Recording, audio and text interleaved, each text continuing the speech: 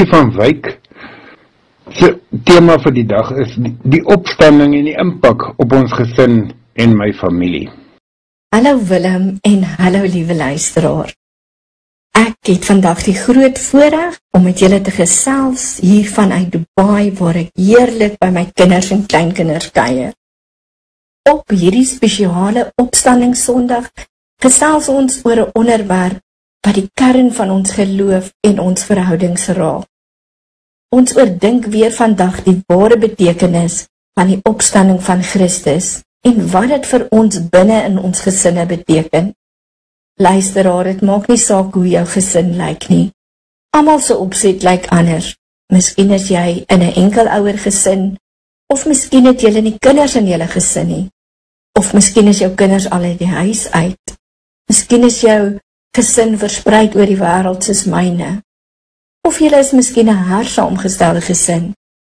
Soms, as 'n mens in 'n ander land woon, neem mens ook mense aan wat soos jou sissies en boeties en jou ouers begin voel.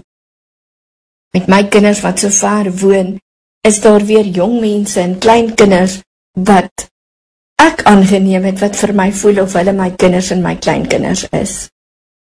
Ons het al baie keer vir mekaar gesê dat ons spesiaal geskep is vir konneksie en dat ons floreer binne in ons verhoudings met ander. In die kerk praat ons maklik van ons geloofsgemeenskap, ons mense. Die opstanding van Christus is nie net 'n gebeurtenis wat ons herdenk op Paaszondag nie. Nee, dit is 'n kragtige werklikheid wat ons lewens, ons gesinne en ons verhoudings vir ewig verander het. In die eerste plek is dit vir baie van ons 'n bron van hoop en vreugde. Dit is 'n herinnering dat die dood nie die einde is nie, maar eerder 'n deur na 'n ewige bestemming. Hierdie boodskap van hoop is van kardinale belang vir ons gesinne, want dit gee ons die vertroue dat ons geliefdes wat voor ons heen gegaan het, nie vir altyd verlore is nie, maar eerder in 'n liefdevolle teenwoordigheid van God voortleef. In die tweede plek is die opstanding van Christus meer as net 'n belofte van die hiernamaals. Dis ook 'n uitnodiging tot 'n nuwe lewe hier en nou. Dit is 'n uitnodiging om ons harte oop te stel vir die liefde en die vergifnis wat Christus vir ons aanbied. Deur sy opstanding wys hy vir ons die pad na ware vreugde, na ware vryheid, en hoe om vry te wees van hierdie kettinge van die sonde wat ons so bind, en al die vrese wat ons het. As gesinne kan ons hierdie vryheid en vreugde ervaar deur ons lewens aan hom oor te gee en sy liefde en genade in ons huise te laat heers. Ons hoef nie gevangenes van ons sondes te wees nie, en ons hoef ook nie in vrees te lewe nie. In die derde plek is die opstanding van Christus vir ons herinnering dat ons ook nooit alleen is nie. Ons is deel van 'n gemeenskap van gelowiges, 'n familie wat saam staan in geloof en hoop en liefde. As gesinne kan ons hierdie gemeenskap versterk deur mekaar te ondersteun en te bemoedig en lief te hê soos Christus ons liefgehad het.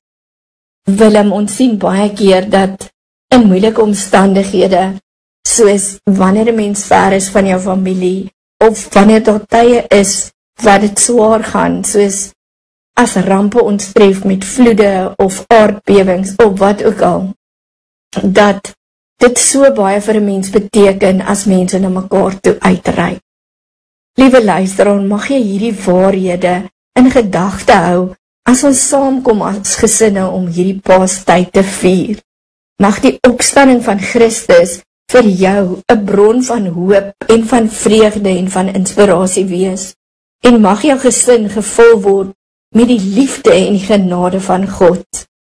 Verder, as ons die opstanding van Christus beskou in die konteks van ons wyeer verhoudings met ander, dan praat ek nou van mense buite ons gesinne, ons naaste, dan sien ons dat dit ook vir ons 'n ewige boodskap van hoop, verlossing en liefde dra.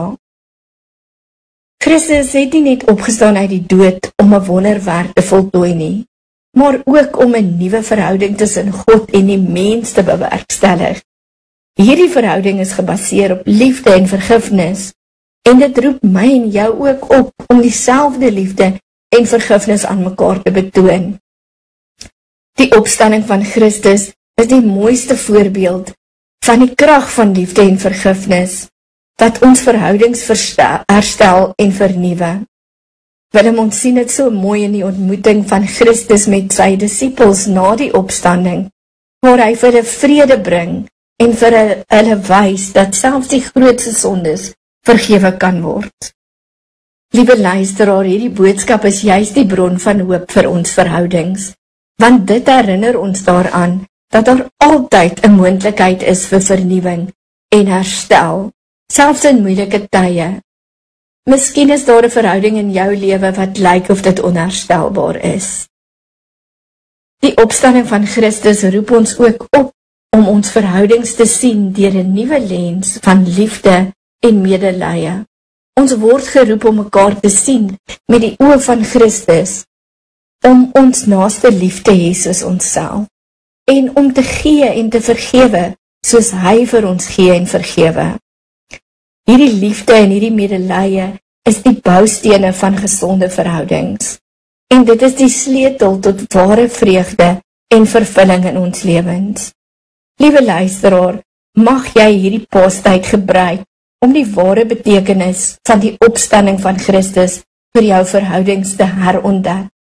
Mag jy die krag van liefde en vergifnis omhels, om jou verhoudings ook te vernuwe en te versterk.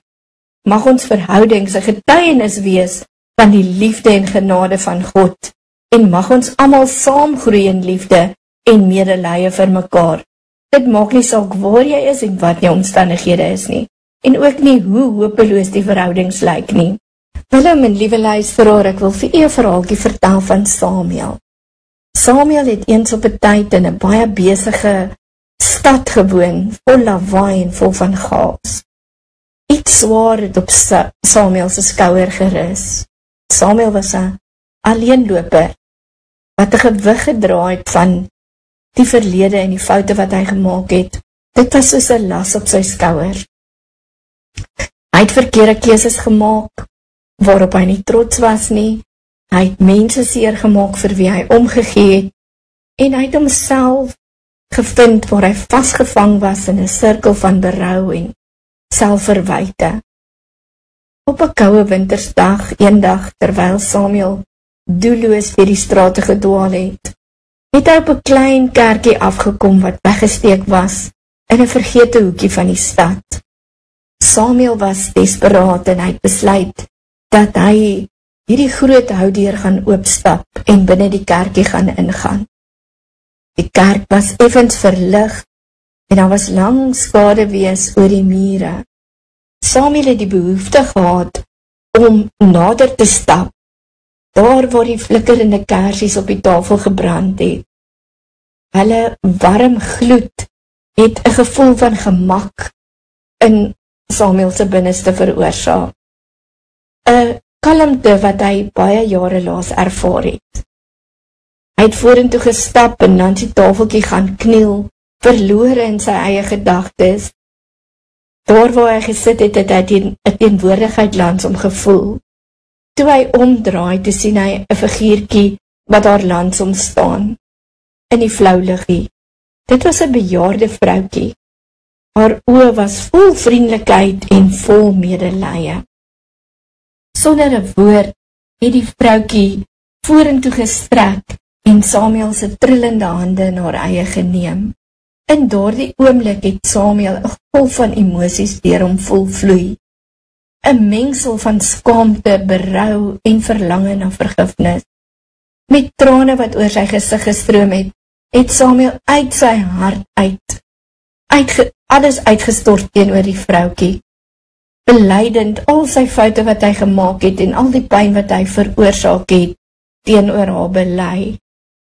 Hy het verwag om veroordeel te word, veroordeling te ervaar, maar in plaas daarvan het hy iets heeltemal anders gevoel. Die vrou het geduldig geluister na Samuel se belydenis. Haar saggiese aanraking 'n bron van troos in sy verwarring. En toe tot sy verbasing het sy geglimlag. 'n Glimlag wat gevul was met liefde en met begrip.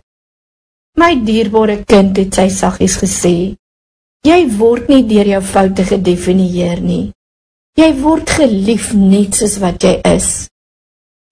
In daardie oomblik het Samuel die grootste genade ervaar, 'n diepgaande en onvoorwaardelike liefde wat sy foute en tekortkominge oorskry het.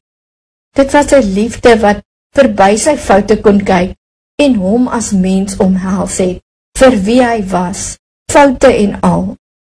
Met die gewig van sy verlede van sy skouers af gelig, het Samuel die kerkie daardie dag verlaat, met 'n nuwe gevoel van hoop en vernuwing. Hy het geweet dat hy nog baie moes leer, en baie foute moes maak, maar hy het ook geweet dat hy nie alleen was nie, dat hy omring was deur die liefde wat hom nooit sou verlaat nie.